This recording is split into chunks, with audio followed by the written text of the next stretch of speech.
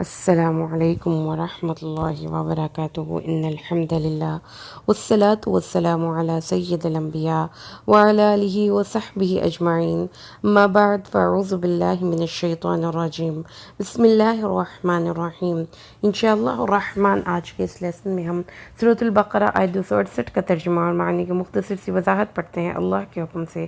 اعوذ باللہ من الشیطان الرجیم بسم اللہ الرحمن الرحیم۔ الشیطان و شیطان یعدکم الفقر، تمہیں وعدہ دیتا ہے فقر و فاقہ کا، ویأمرکم بالفحشاء، اور تمہیں بے حیائی کا حکم دیتا ہے، واللہ اور اللہ یعدکم مغفرۃ منہ وفضلا، وعدہ دیتا ہے تم کو مغفرت کا اور فضل کا، واللہ واسع علیم، اور اللہ تم بہت وسعت اللہ کشائش والا ہے۔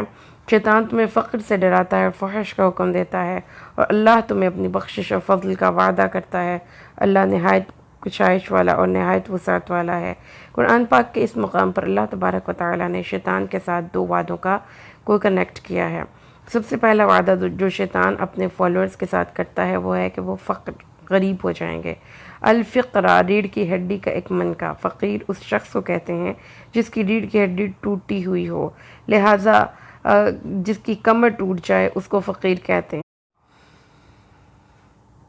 اس کے علاوہ فقیر کا دوسرا مطلب ہے a man with a broken spinal weakling. فقیر a dug out hole in which a date palm is planted. فقیر any well or ditch in which water accumulates.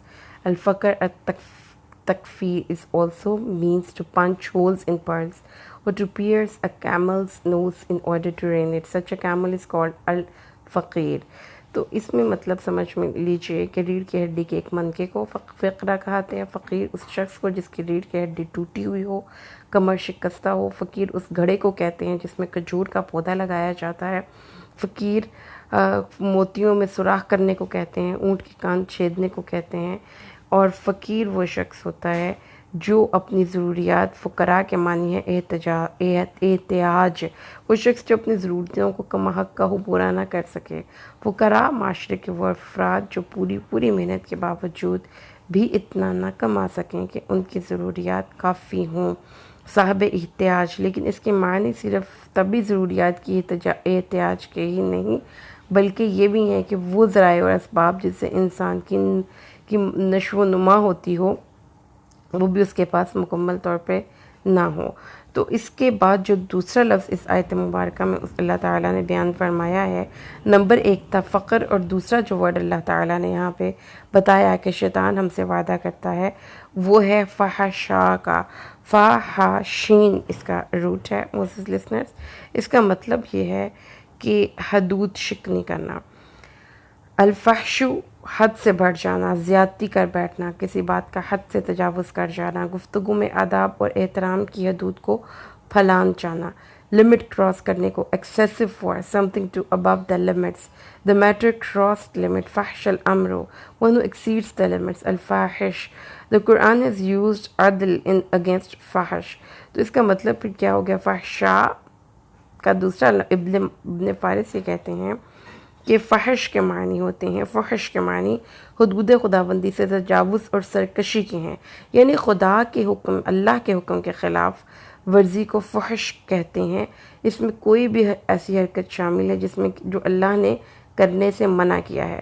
اور اس کے علاوہ ایک اور جو لغت کے ماہر ہیں ابن فارس، انہوں نے کہا ہے کہ اس کے بنیادی معنی کسی چیز میں برائی کے ہیں۔ اس فحشاء کے معنی بخل کے بھی ہیں، بخیل کو بھی فاحش کہتے ہیں۔ افحشا اس نے بخل کیا۔ محیط، ان معنوں میں یہ لفظ قرآن پاک میں فضل کے مقابلے میں آیا ہے۔ فضل کے معنی ہے رزق کی کشائش و وسعت، فحش کے معنی ہے رزق کی تنگی یا کمی، اس کے خرچ سے ہاتھ روک لینا، اسی کو بخل کہتے ہیں۔ تو جو ہمارے معاشرے میں ایک فحش کا لفظ استعمال ہے، اس کا مطلب صرف یہی ہے بے حیائی، حالانکہ فحش ایک بہت وسیع ورڈ ہے جس کے ڈیفرنٹ میننگز ہیں، اور وہ ہم ان کے کانٹیکسٹ میں دیکھیں گے کہ اب اس کانٹیکسٹ میں ہم کس میننگ کو یہاں پہ فٹ کرتے ہیں۔ تو اب اس آیت کا مطلب کیا ہوا کہ شیطان تمہیں اللہ کے راستے میں خرچ کرنے سے روکتا ہے، اور شیطان تمہیں یہ کہتا ہے کہ جب تم نے اللہ کے راستے میں کسی چیز کو خرچ کیا تو تم غریب ہو جاؤ گے، فقیر ہو جاؤ گے، تمہاری اپنی ضرورتیں پوری نہیں ہوں گی۔ جب وہ تمہارے ذہن میں یہ بات ڈالتا ہے تو تم اپنا ہاتھ روک لیتے ہو اور بخل کا مظاہرہ کرتے ہو، حالانکہ یہ روش، یہ سوچ ٹھیک نہیں ہے، کیونکہ دوسری طرف وعدہ اللہ کا ہے، اور اللہ نے تم سے وعدہ کیا ہے مغفرت کا اور فضل کا۔ فضل کے معنی ہم پیچھے جب ہم نے تیسرے پارے کا آغاز کیا تھا تو ہم پڑھ کے آئے تھے، فضل کے لفظی معنی ہوتے ہیں کسی چیز کا متوسط ضرورت سے زائد ہونا، یعنی کہ کسی چیز کی کمی کو پورا کر دینا۔ اللہ تعالیٰ نے فرمایا ہے ایسا نہیں ہوگا، اگر تم کسی کی ضرورت پوری کرو گے تو اللہ کا وعدہ ہے کہ وہ تمہارے نقص کی کمی پوری کر دے گا، تو تمہیں اچھی باتیں عطا فرمائے گا اور تمہیں مرتبہ اور بلندی بھی نصیب فرمائے گا۔ یہ سب اس کے معنی ہیں۔ جیسے ہم نے فضل کے معنی پڑھے تھے، ابنڈنس ہوتی ہے اس کا مطلب، opposite to fault. It means something to be more than average. It is generally used to denote the good things. bad or useless things کے لیے فضول کا ورڈ استعمال کیا جاتا ہے، اور فضیلت ہائی رینک اور لافٹنس۔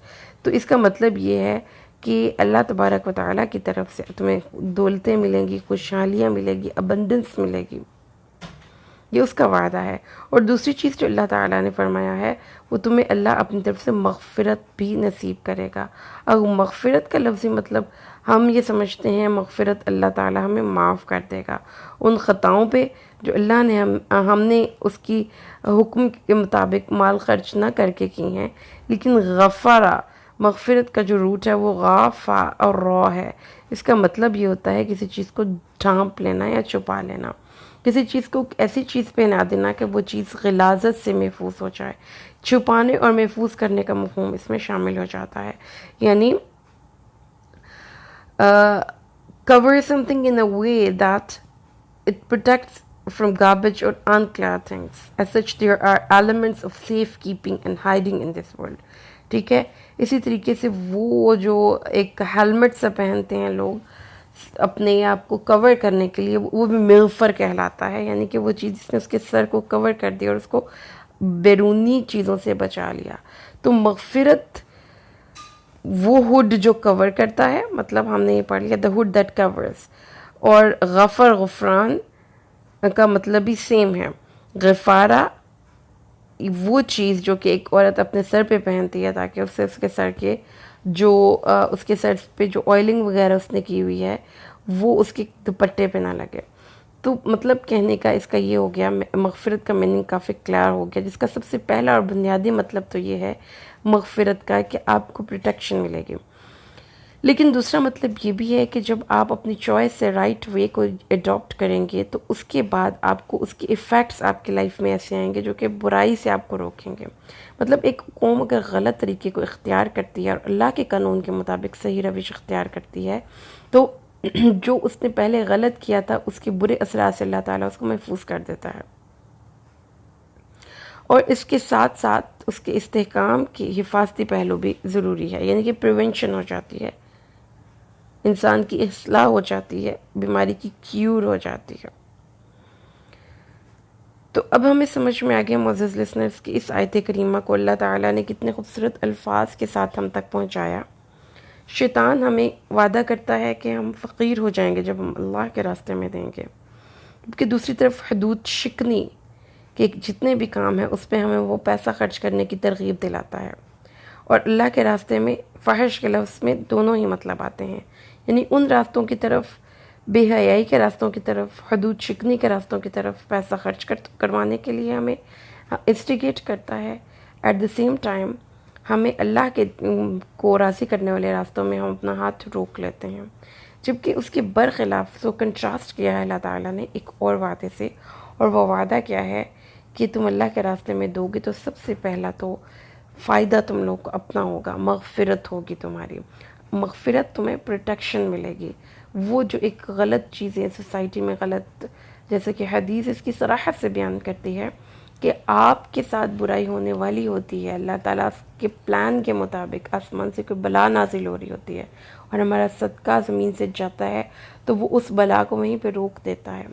تو یہ ایک لٹرل چیز بھی ہے اور یہ ایک میٹافوریکل چیز بھی ہے، یعنی لٹرل اس طریقے سے کہ ہمیں اپنے صدقہ ہماری پروٹیکشن کرتا ہے اللہ کے حکم سے، اور میٹافوریکل اس طریقے سے ہے کہ وہ جب زمین سے آسمان کی طرف جاتا ہے تو بہت سی بلائیں ہمارے اوپر جو آنے والی ہوتی ہیں وہ صدقہ ان کو روک دیتا ہے. تو اللہ تعالیٰ فرماتا ہے صدقہ کرتے رہو کہ یہ تمہاری مغفرت ہے، تمہاری پروٹیکشن ہے. اور پھر دوسری چیز یہ ہے کہ صدقہ دوسرے مال کو لانے کا باعث بنے گا، اللہ کا فضل کا باعث بنے گا.